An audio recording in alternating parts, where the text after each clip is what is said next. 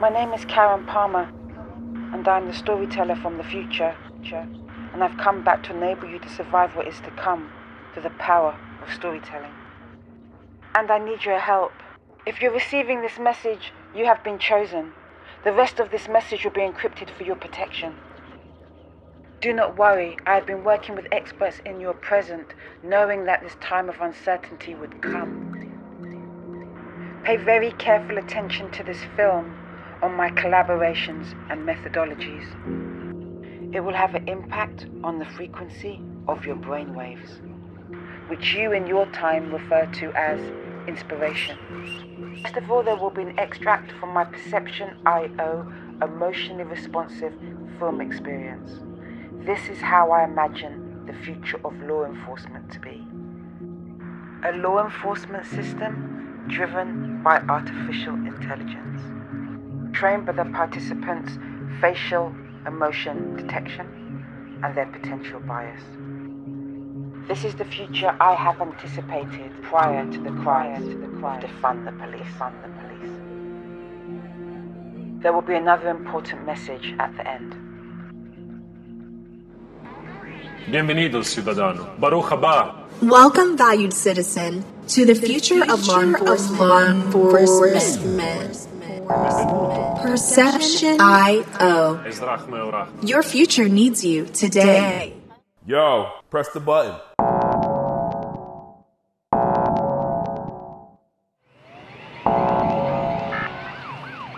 Requesting additional support. We have a 1031. Shots fired. I repeat, shots fired. Dispatch is requesting nearest officers at 39th and 3rd Ave. Suspect is armed and dangerous. Sir, there's been a robbery in the neighborhood and you fit the description. I need your hands up. What the fuck do you want, man? Sir, what the fuck do you want? Calm down. Sir, do you have a piece of ID with you? Sir, I need to see your ID. What the fuck do you want, man? Back up! Back up! What do you want? What do you want? Sir, back up! Ma'am, stay out of it! Back up and calm down, sir. Okay? Sir, what are you doing here? You white motherfuckers always fucking with us. Back up and calm down.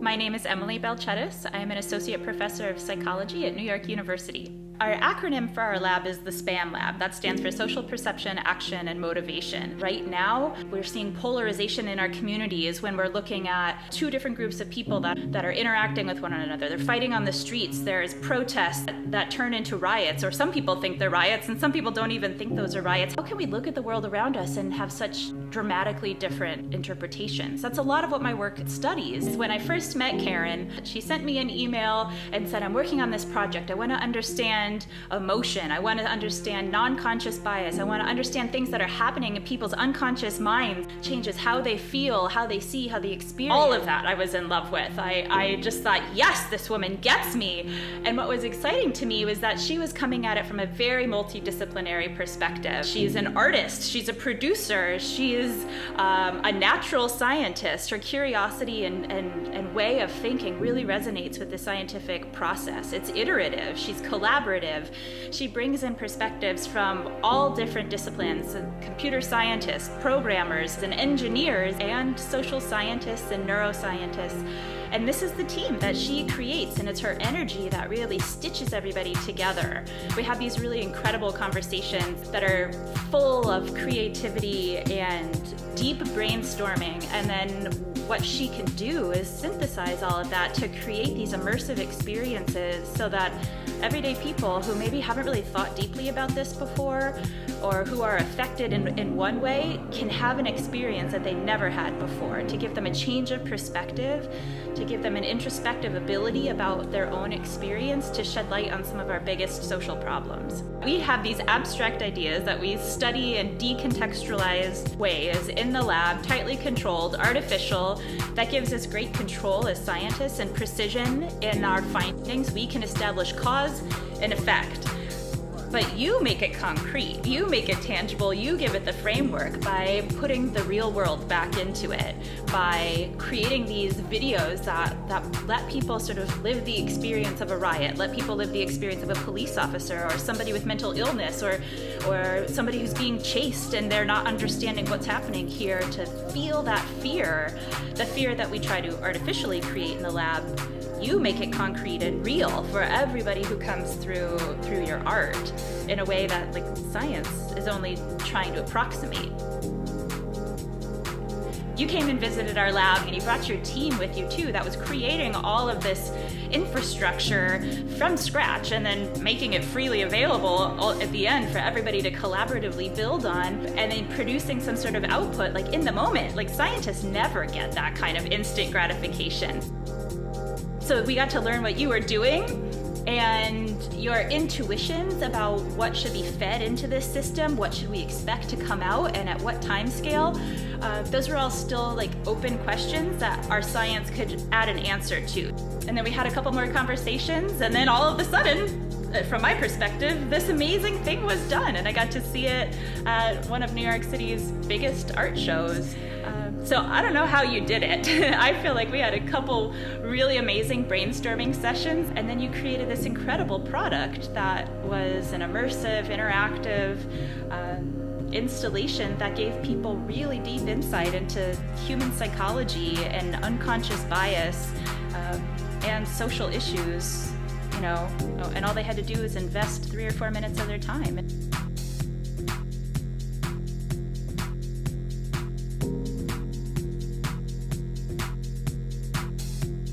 This has been an incredible collaboration that I think has pushed both art and science and communication and an understanding of social justice like really far in an incredible way that any one person, any one discipline wouldn't be able to do on their own.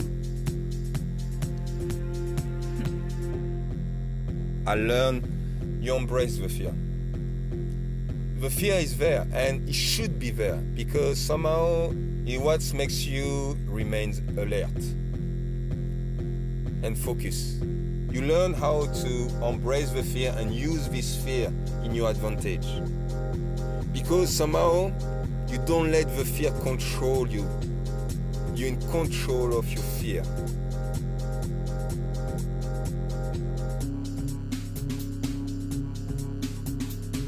A lot of people, they don't have a training, you know, to control when this fear is taking over.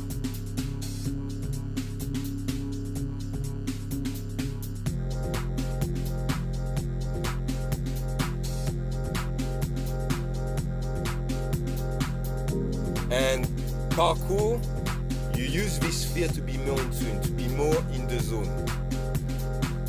But you don't let these emotions, you know, lead you. You move in life with confidence and you're in control of your life. Or you move in life, you know, with fear and you're not in control.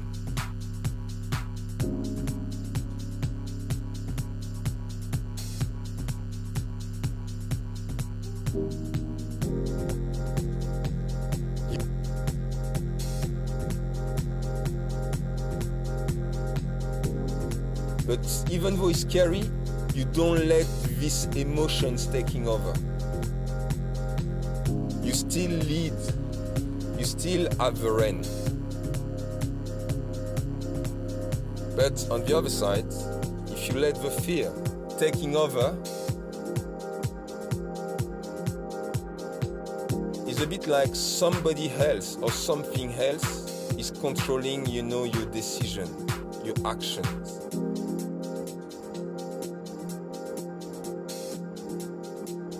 My name is Ken Montenegro. I am the Vice President of the National Lawyers Guild, which is the first racially integrated bar association in the United States. I'm the Technology Director at the Center for Constitutional Rights, and I am a co-founder of the Stop LAPD Spying Coalition. Part of the overlap is subject matter overlap in both your creative work and in the conversations that you've convened. This curiosity about the role of the state, whether or not it's articulated in those words or not, I see that there's a common thread of What does freedom look like? Might be another way to articulate that if we remove the variable of the state. What is freedom? What does a free society look like? And what are the things standing in the way of a free society? And I remember distinctly in one conversation that we had that how in that analysis, how do we ourselves as individuals sometimes stand in the way of us articulating or exercising our own freedom due to outside pressure, the work of disinformation and or propaganda. Strongest overlap in our work would have to be in the realm of surveillance and in the realm of policing particularly, because I think those are kind of the more obvious areas. The predominant share of my conversations about things like policing and surveillance are usually with folks who are somewhere near the area of knowledge, sentiment, or experience that I am. I think what was fascinating was being able to share space with folks who had just such different experiences, is it wasn't really about convincing each other who was right. It was mostly about sharing our experiences and perspectives. There's something at the intersection of all these disciplines, which is like a universal truth. I'm just trying to find fundamentals. In fact, I'm trying to find not even the answer, but the right questions to ask. That's one of the things that I really like about our collaboration. It's important to be open, to be reflective as we do this work, to understand that we're still trying to find the answers that great people before us have not been able to answer yet. And hopefully we get closer to the answer. When we had that discussion, just given the variety of people on it, it made me think of the Zapatistas in Mexico. Their goals to have folks recognize that they wanted a world where many worlds are possible. With that panel was clearly we're all in our very different worlds, where someone was like, oh, well, so I'm actually in Italy, while some of us were in New York City in an epicenter of the pandemic, and other folks were like just in completely different places, and yet all our truths were valued as what they were in that moment in time and in that discussion. So, yeah.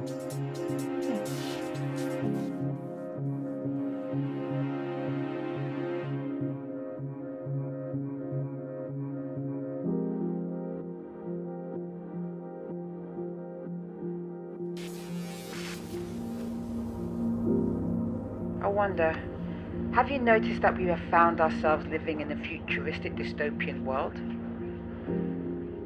My next project, Consensus Gentium, will enable participants to experience both dystopian and utopian future realities based upon how we respond to the world we find ourselves in today. Consensus Gentium means if everybody believes it, it must be true. As part of the R&D for this project, I've created a series of Hack the Future labs.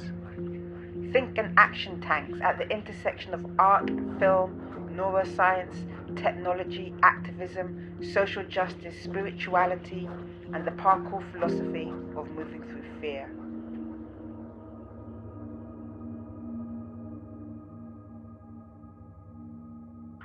I was not sent back alone. And hopefully after watching this film, you should have a sense, a recollection that you too were sent back. I would like you to hopefully start to remember what it is you were going to do. I've left the most important message to the end. Please, please, whatever you do, make sure that you do not